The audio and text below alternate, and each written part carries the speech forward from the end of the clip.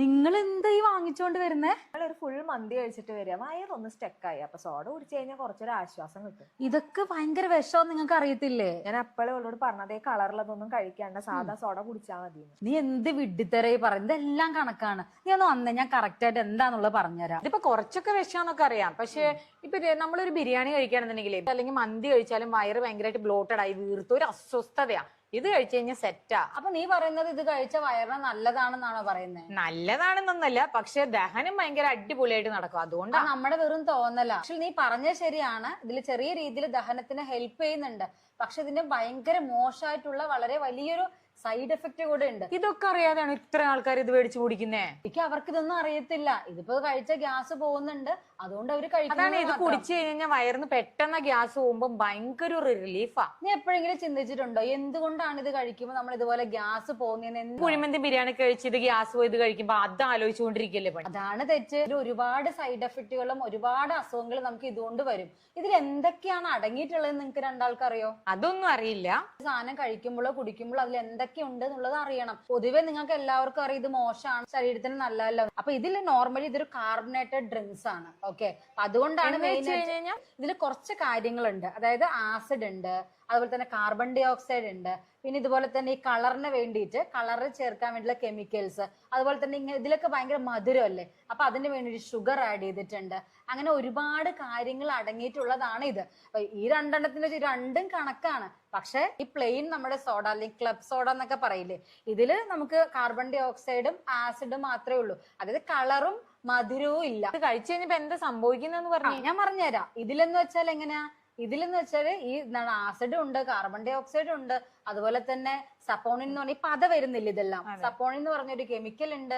അതുപോലെ തന്നെ സ്വീറ്റ്, മധുരം ഭയങ്കര, പഞ്ചസാര അടങ്ങിയിട്ടുണ്ട്. അത് ഏകദേശം ഒരു ഇതിപ്പോ 200 ml ആണ് ഈ ബോട്ടില്.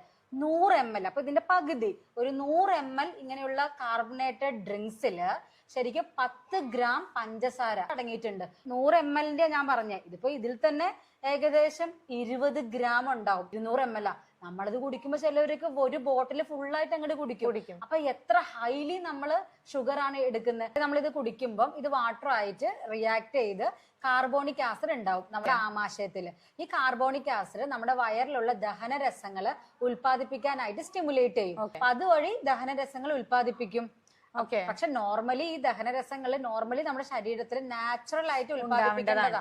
പക്ഷെ നമ്മളിത് കഴിക്കുമ്പോൾ അതിന് നമ്മൾ എക്സ്ട്രാ ഒരു സ്റ്റിമുലേഷൻസ് കൊടുക്കുക, അതൊരിക്കലും നല്ലതല്ല. അതുകൊണ്ടാണ് ഇപ്പൊ നമ്മളിപ്പോ ഒരു മന്തിയൊക്കെ കഴിച്ചു കഴിഞ്ഞാലേ സാധാരണ ഇതൊന്നും കഴിക്കാതെ അത് മാത്രം കഴിച്ചു കഴിഞ്ഞാൽ ഒരു ദിവസം ഒരു ഇര വിഴുങ്ങിയ പോലെ ഇങ്ങനെ ഇരിക്കും.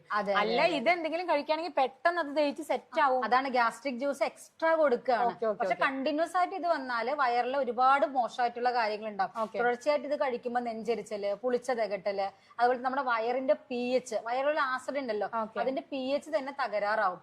അതുകൊണ്ട് തന്നെ വയറിലുള്ള നല്ല ബാക്ടീരിയാസ് എല്ലാം പോവും. ബാക്ടീരിയാസിൽ തന്നെ മാറ്റങ്ങൾ വരും. ഇവൻ നമ്മുടെ ചെറുകുടലിലും വൻകുടലിലും ഉള്ള എല്ലാ ബാക്ടീരിയയും നശിപ്പിക്കാനുള്ള ഒരു റീസൺ കൂടെയാണ്. അതുകൊണ്ട് ഈ IBS, നമ്മുടെ ബവൽ ഇൻഫ്ലമേറ്ററി ബവൽ ഡിസോർഡർ എന്ന് പറഞ്ഞ രീതിയിൽ ഒരുപാട് ഈ ലീക്കി കെട്ടുന്നൊക്കെ കേട്ടിട്ടില്ലേ, അങ്ങനെ ഒരുപാട് തരത്തിലുള്ള അസുഖങ്ങൾ ഇതുകൊണ്ട് നമുക്ക് വരും. അതുപോലെ തന്നെ ഇത് ഹൈലി ഷുഗറിയാണ്, അത് പഞ്ചസാര അടങ്ങിയിട്ടുണ്ട്. ഡയബറ്റിസ്, പ്രമേഹം വരാനുള്ള ചാൻസസ് ഉണ്ട്. PCOD, ഫാറ്റി ലിവർ, തൈറോയിഡ്, അതുപോലെ ഇൻസുലിൻ റെസിസ്റ്റൻസ്, അങ്ങനെ ഒരുപാട് മെറ്റബോളിക് ഡിസോർഡേഴ്സ് അല്ലെങ്കിൽ അങ്ങനത്തെ ഒരുപാട് നമുക്ക് രോഗങ്ങൾ വരാനുള്ള ചാൻസസ് കൂടെ ഇതിലുണ്ട്. ഈ ഡ്രിങ്ക്സ് കുടിച്ചിട്ടൊന്നും ആരും ഇതുവരെ മരിച്ചു പോയിട്ടൊന്നുമില്ലല്ലോ. അതിന് ഇന്ന് കുടിച്ച നാളെ ആരും മരിക്കൊന്നുമില്ല.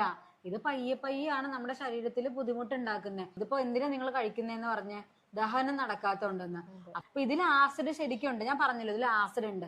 അപ്പൊ ഇത് ചെല്ലുമ്പം ആസിഡ് ദഹനത്തിന് അത് സപ്പോർട്ട് ചെയ്യും. അപ്പൊ അതിനർത്ഥം എന്താ? നമ്മുടെ വയറിൽ ആസിഡ് ഇല്ലാന്ന്. നീ അപ്പൊ ആദ്യം ട്രീറ്റ് ചെയ്യേണ്ടത് നിന്റെ വയറിനെയാണ്. അല്ലാതെ ഇങ്ങനെയുള്ള കാര്യങ്ങൾ നീ കുടിക്കുമ്പം ഇതെന്താ, ഇത് പിന്നെയും അപ്പൊ നിനക്ക് ആശ്വാസം കിട്ടുമെങ്കിലും ഇത് നിന്റെ സിംറ്റത്തിന് അല്ലെങ്കിൽ നിന്റെ പ്രശ്നത്തിന് വീണ്ടും ഭയങ്കരമായിട്ട് മോശമാക്കാണ് ചെയ്യുന്നത്.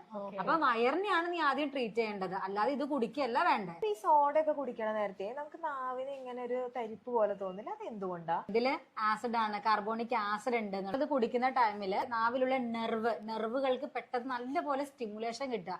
ആ സ്റ്റിമുലേഷന്റെ ഭാഗമായിട്ടാണ് ഇവിടെ ഒരു ചെറിയ തരിപ്പും ഒരു ടിംഗ്ലിംഗ് സെൻസേഷൻ ഒക്കെ. നെർവിനെ ഓവർ സ്റ്റിമുലേറ്റ് ചെയ്യിക്കുകയാണ് ശരിക്കും ചെയ്യുന്നത്. ഇന്ന് എന്തായാലും ഇന്ന് മുതൽ നമുക്ക് നിർത്താം. ഞാൻ എല്ലാം കൂടെ തന്നെ